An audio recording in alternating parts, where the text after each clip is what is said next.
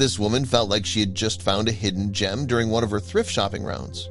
She bought an old-looking ring with unique carvings and a green emerald for only $25. In her eyes, it was considered a steal, but it was a purchase she soon would come to regret dearly because just one day later, an expert told her the following. But before we start, smash the like button and make sure to subscribe if you haven't, and hit that notification bell so that you won't miss any new stories. Allison enjoyed browsing thrift stores on lazy Sunday afternoons, especially the ones tucked away in quiet neighborhoods. She never looked for anything specific, just the thrill of the unknown. That day, Allison felt particularly lucky. She felt it even more so when her gaze fell on a specific glass case near the register. The display box was filled with old jewelry and watches, some rusted, others beautifully aged. She leaned closer, her eyes scanning over brooches and dull chains, when something round and gold caught her eye. It was a thick ring, heavy-looking, with strange markings carved all around its surface.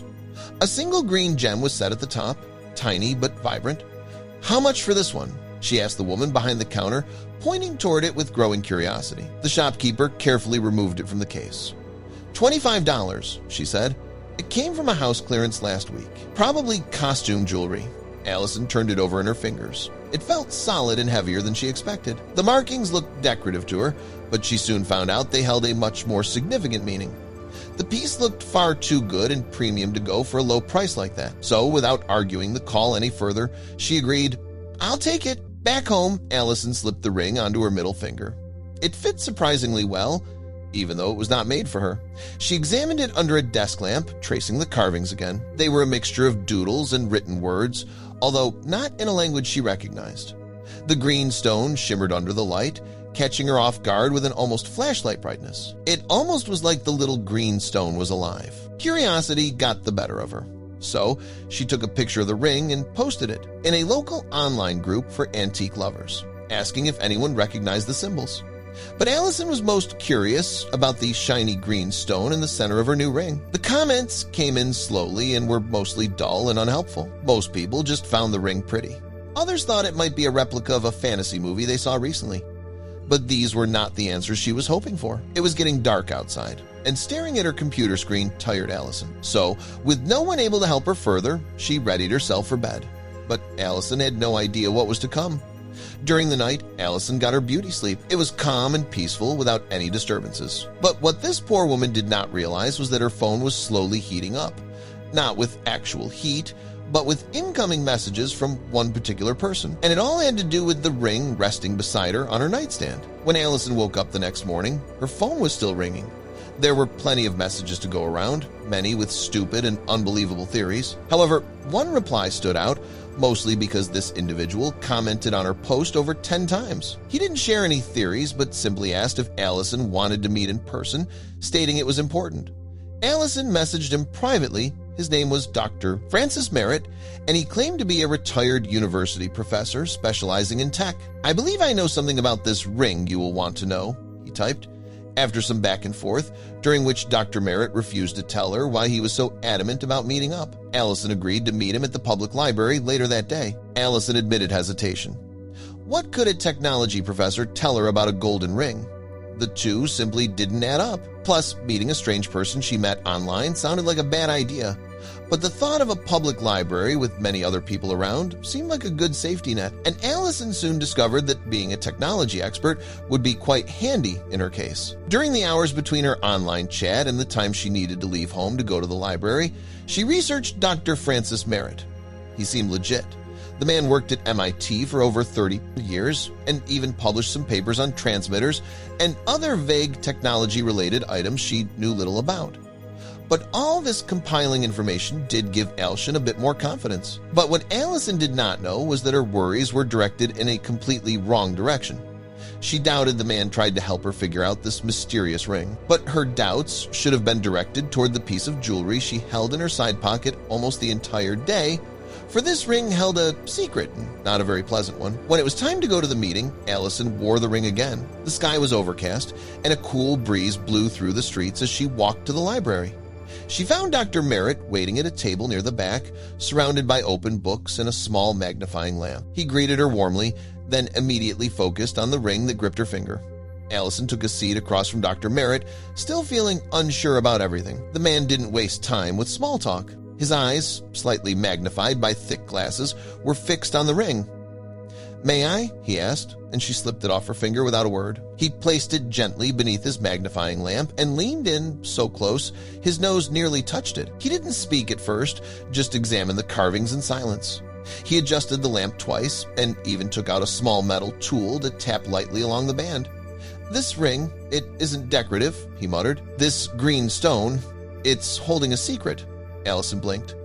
"A secret? What kind of secret?" she asked, but the man didn't answer immediately. He kept inspecting. "This ring is not what it seems," Dr. Merritt finally said, his voice lower now. "It's cleverly designed. This isn't jewelry, it's technology." He pointed to a small groove under the green gem. "This isn't a stone at all. It's a lens, a very small one." Allison laughed, thinking he must be joking. But the man's serious expression quickly wiped the smile from her face. "A lens?" she repeated, frowning. Dr. Merritt turned the ring upside down, angling it beneath the light again. "Yes, and this here," he tapped a groove beside the green emerald, "is probably a power source. The craftsmanship is extremely refined, something I've only seen in surveillance prototypes. This is a camera, miss," he said, "and it's been pointing at your face this entire time. Someone's watching you." Allison's skin turned cold. "Are you saying someone's spying on me?" she asked quietly. "Through the ring?" the older man nodded. "It's possible, maybe even likely." He turned the ring over and pulled out a tiny scanner from his bag. "I don't usually carry this around," he said, "but today I'm glad I did." He waved it slowly over the ring. A light blinked red. "Active signal. It's transmitting," Dr. Merritt said, calm despite the revelation. "We should power it down," Allison suggested, panicked. "Maybe smash it." But he shook his head. "If someone's watching, cutting the feed might alert them. Better to act unaware." "But why would someone film me?" she asked. "It's just a thrift store ring." Dr. Merritt leaned back. "I don't think this ring was left there by accident. Someone wanted it to be found. The question is, why you?" That unsettled her. She tried to recall anything unusual from the store. "We should move. I have equipment in my apartment that can block the signal and let us examine it safely." The idea of leaving with a stranger felt risky, but staying seemed riskier.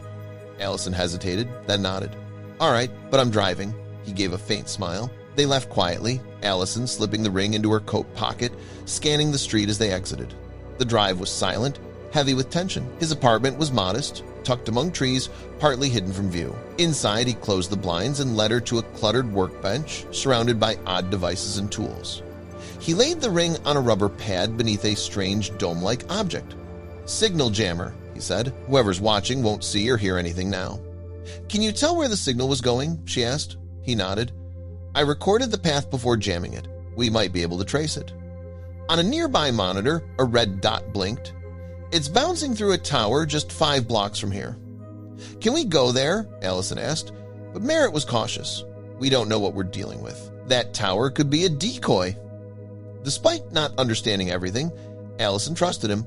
She stayed quiet as he began typing furiously, attempting to access security feeds from the building. Strings of data raced across the screen. When he hit enter, a set of camera feeds loaded. Merritt had expected nothing, but there it was, a small office room, and a man sitting behind a desk. The security camera gave them a view from behind, showing him watching a bank of monitors. "Can you zoom in?" she asked. Merritt adjusted the view. Allison's heart froze. On the man's monitors, she saw a playback of everything since she had bought the ringer leaving the thrift store. Close-ups of her face, even scenes from inside her home, her cat, her furniture, her life on display. "This is freaking me out," she whispered. "We have to make him stop." Why was this man watching her? What did he want? Allison knew she couldn't live like this. They needed to find answers, because her safety was already gone. Dr. Merritt agreed, but warned they couldn't confront the man alone. He suggested Allison contact the police and explain the situation. When they agree to help, we'll go over there. Allison picked up her phone and called local law enforcement, recounting everything. To her relief, they took her seriously. "If you give us the address, we'll arrive in 30 minutes, said the officer. She provided the location, then turned to Merritt. "Let's go," she said. They drove in tense silence. They parked across the street from the building. All the building's windows were dark, except one. A dim light glowed exactly where they believed the spy was. "He's there," Merritt said. But then the blinds moved. Someone was inside watching. Moments later, the light switched off. Acting fast, they rushed to the front door, hoping to intercept whoever was inside. The police hadn't arrived yet, and if they waited, the person might vanish. Allison reached the entrance first. She pressed herself to the right of the door. Merritt took the left. They waited in silence. After about 3 minutes, footsteps echoed from inside. The doorknob turned. A hooded figure stepped out, and they acted on instinct, tackling the person to the ground. "Who are you?" Allison yelled, holding him down. Just then, the police pulled up. He was arrested without resistance. Upstairs, the police found the evidence needed to prosecute. Surveillance footage of Allison, dozens of pictures dating back over a decade, even the layout of her home. "You've been on his radar for a long time," one officer said. At the station, the man finally spoke. His name was Ashton Davis. He had gone to high school with Allison and had been obsessed with her ever since. Too shy to approach her then, he used his tech skills to track her. "I've followed her for over 13 years, he confessed. He admitted to paying a thrift store clerk, an old friend, to ensure Allison ended up with the ring. She didn't know why, so don't arrest her, he pleaded. Ashton received a 3-year prison sentence for illegal surveillance and stalking. A lifetime restraining order barred him from contacting Allison or coming within 100 yards of her.